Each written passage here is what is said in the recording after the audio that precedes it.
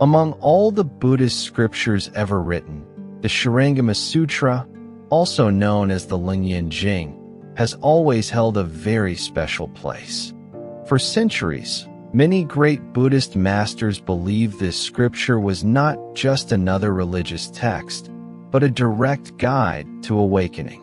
Some even said that once a person truly understood the Shurangama Sutra, ordinary worldly books would begin to feel shallow and empty. Why did they respect it so deeply? Because this sutra focuses on the most important question of all: what is the true nature of our mind? Every day we think, feel, worry, desire, love, fear, and chase after countless things, yet very few of us ever stop and seriously ask, who is the one experiencing all of this? What is this self that we call me? Are we really awake? Or are we simply trapped inside a long dream without realizing it? The Shurangama Sutra begins with one of the Buddha's closest disciples, Ananda. Ananda was extremely intelligent.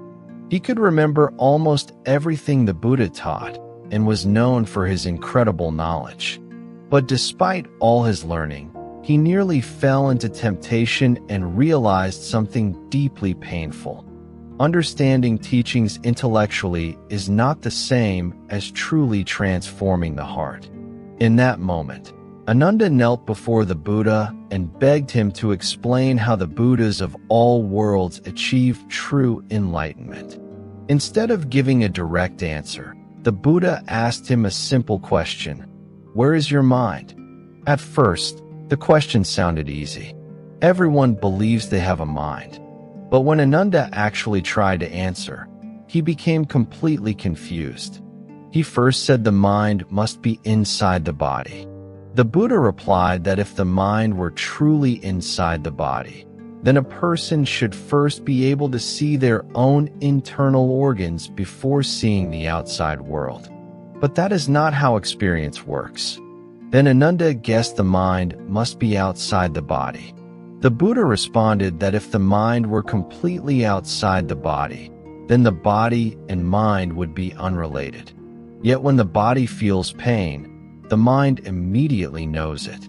Clearly they are connected. Ananda then suggested that maybe the mind exists in the eyes because the eyes see the world. The Buddha explained that the eyes are only physical organs. The deeper question is this: what is it that knows seeing itself? Step by step, every answer Ananda gave was broken apart. He eventually claimed that the mind follows thoughts and emotions wherever they go. But the Buddha showed him that thoughts constantly change. Something that constantly changes cannot be the deepest truth of who we are. After 7 different attempts to explain the mind, Ananda finally realized that everything he previously believed about himself might be wrong. This was the first great teaching of the Shurangama Sutra. The thinking mind we usually identify with is unstable, temporary, and constantly changing.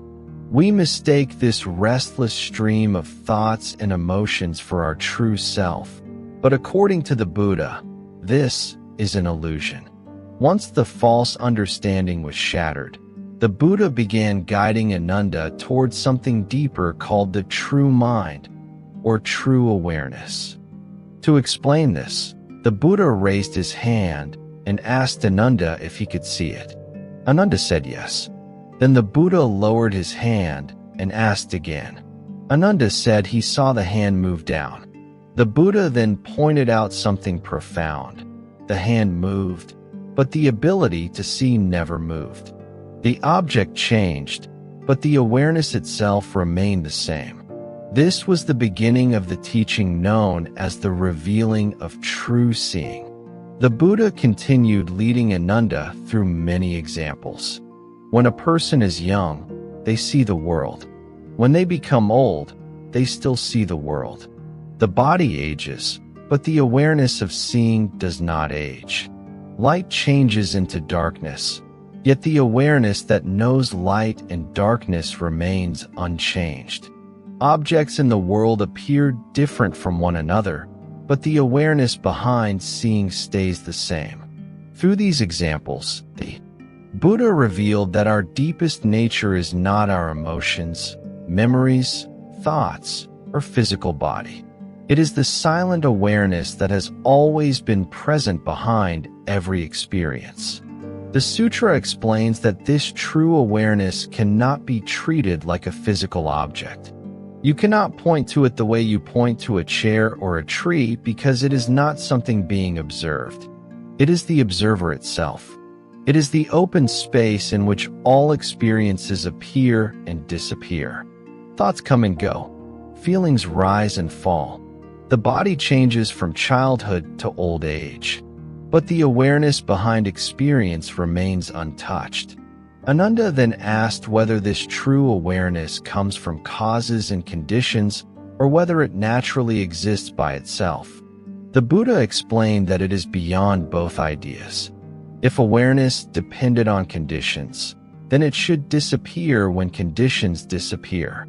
Yet awareness remains through changing experiences. At the same time, it cannot be described as an ordinary object that exists independently like a material thing. It goes beyond ordinary concepts of existence and non-existence. In modern language, we might say the Buddha was pointing toward the pure fact of consciousness itself before all labels and identities are added onto it. But realizing this truth is only the beginning. The Shurangama Sutra then describes many different paths of practice. Some practitioners awakened through observing sound. Others awakened through observing breathing, touch, thoughts, emotions, or even natural elements like water, fire, and space. The message is that every part of life can become a doorway to awakening if approached with deep awareness. One of the most famous teachings in the sutra is the practice of Avalokiteshvara, the Bodhisattva of compassion. Avalokiteshvara explained that instead of chasing after sounds outside, he turned his hearing inward. Sounds appear and disappear constantly, but the awareness that hears remains. Eventually, by letting go of attachment to external sounds, even the sense of I am hearing dissolved. What remained was a deep stillness beyond the ordinary division between self and world. This teaching became one of the most respected meditation methods in East Asian Buddhism.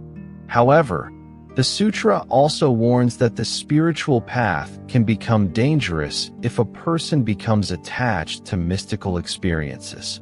As meditation deepens, strange things may happen. A person may feel intense joy or sadness. They may experience visions, unusual sensations, feelings of supernatural power, or believe they have become enlightened. The Shurangama Sutra calls these experiences the 50 skandha demons. Despite the frightening name, they are not external monsters. They are inner traps created by attachment and ego. The sutra repeatedly warns practitioners not to become attached to special experiences. Seeing lights, hearing voices, feeling cosmic unity, or gaining unusual abilities does not necessarily mean true awakening has occurred. The real danger is becoming proud or believing oneself spiritually superior. According to the sutra, true wisdom means letting go of attachment even to spiritual experiences themselves. The text also discusses the famous Shurangama mantra. Some people wonder why chanting a mantra matters if Buddhism teaches non-attachment. The answer given is practical. Most ordinary people struggle with endless thoughts and distractions. A mantra becomes a tool to steady the mind. By focusing completely on the sound, scattered thoughts gradually settle down. The mind becomes calm, concentrated, and present. The mantra is not magic in the ordinary sense. It is a method for bringing the mind back from constant wandering. In the end, The Shurangama Sutra does not encourage people to escape from life. Instead, it teaches that true awakening means returning to ordinary life with a transformed understanding.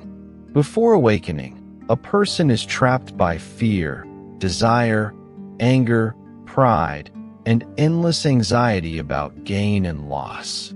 After awakening, life outwardly looks very similar. One still eats, sleeps, works, and interacts with others. But inwardly something fundamental has changed. The person no longer clings so tightly to every emotion and outcome. They begin to live more fully in the present moment. They still care about others, but their compassion becomes freer and less possessive. They still work hard, but they are no longer completely controlled by success or failure. They understand deeply that all things are temporary and constantly changing. The final message of the Shurangama Sutra is not about becoming a supernatural being. It is about becoming truly awake within ordinary human life. The sutra is like a map, but a map cannot walk the road for you. Real practice happens in everyday life, moment by moment, through how you face suffering, desire, fear, relationships, and your own mind.